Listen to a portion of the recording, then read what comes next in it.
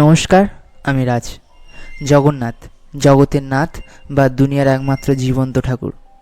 জীবন্ত ঠাকুর কথাটা শুনে অবাক হলেন, তাই না? অবাক হওয়ার কিছুই নেই। জগন্নাথ ভগবানকে জীবন্ত ঠাকুর বলার কারণ আমি বলছি, শুধু আপনারা মন দিয়ে শুনুন। জগন্নাথ এবং জগন্নাথ পুরী, এই দুটি নাম রহস্যময় কালো পর্দায় ঘেরা।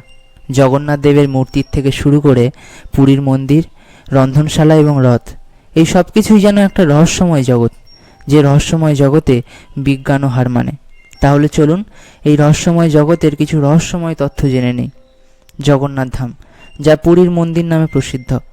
এই মন্দিরের সঙ্গে যুক্ত এমন কিছু ঘটনা রয়েছে যা আপনি শুনলে অবাক হবেন। প্রথম হলো মন্দিরের সামনে থাকা সমুদ্র সৈকত। আর এই সমুদ্র সৈকতের সমুদ্র স্রোত, যার আওয়াজ আপনি মন্দিরের দরজায় ঢোকার আগে অবধি পাবেন। আপনি যেই দরজা পেরিয়ে মন্দিরে প্রবেশ করবেন, আপনি আর কোনো আওয়াজই পাবেন না। আর এটা কী কারণে হয় আজ অবধি কেউ জানে না।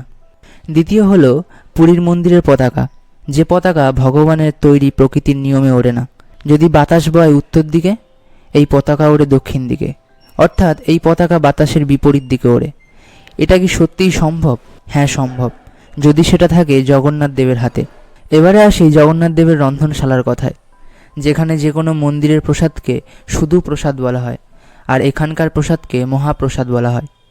এখানে প্রসাদ তৈরির জন্য 7টা বড় বড় হাঁড়ি নেওয়া হয়, আর তা একের পর এক এইভাবে ওপরে ওপরে বসানো হয়। কিন্তু চমৎকার বিষয় হলো, সবার ওপরে থাকা হাঁড়ির প্রসাদ সবার আগে তৈরি হয়, আর সবার নিচের হাঁড়ির প্রসাদ সবার শেষে। আর এই রন্ধনশালার প্রসাদ কোনোদিন কম বা বেশি হয় না। যতই ভক্ত আসুক না কেন, সবার পেট পূরণ হওয়ার পরেই এই প্রসাদ গিয়ে শেষ হয়। এবারে বলি জগন্নাথ দেবের রথের কথা। জগন্নাথ দেবের রথের নাম নন্দীঘোষ, বলরাম দেবের রথের নাম তালবধ্বজ, আর সুভদ্রা দেবীর রথের নাম দর্পতলন। আর এই 3টি রথ প্রতি বছর নতুন করে বানানো হয়। আর এই রথ বানানোর জন্য কর্মীরা কোনো রকম স্কেল, ফিতে বা পেরেক ব্যবহার করেন না। কিন্তু রথের মাপ বা ওয়েট এক চুল এদিক বা ওদিক হয় না। আপনি এটা বলতে পারেন কর্মীদের দক্ষতা বা ভগবান জগন্নাথ দেবের কৃপা। এবারে আসি জগন্নাথ দেবের মূর্তির কথায়। জগন্নাথ দেবকে জীবন্ত ঠাকুর বলা হয়। এর কারণ হলো 8 বছর, 12 বছর বা 19 বছর একবার জগন্নাথ দেবের পুনর্জন্ম হয়। তাই পুনর্জন্মটা কি?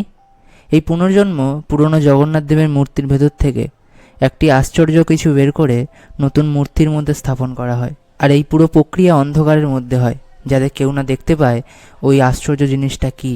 আর ওই আশ্চর্য জিনিসটার নাম হলো ব্রহ্ম পদার্থ, যেটা অনেকে মনে করেন ভগবান শ্রীকৃষ্ণের হৃদয়। আর এভাবেই জগন্নাথ দেব দেহত্যাগ করে নতুন দেহে স্থাপন হয়। তাই জগন্নাথ দেবকে জীবন্ত ঠাকুরও বলা হয়। আজকের ভিডিওটা এই পর্যন্ত। ভালো লাগলে লাইক করবেন, কমেন্ট করে জানাবেন কেমন লাগলো। দেখা হচ্ছে পরের কোনো একটা ভিডিওতে। ততক্ষণ সুস্থ থাকুন, ভালো থাকুন। নমস্কার, রাধে রাধে।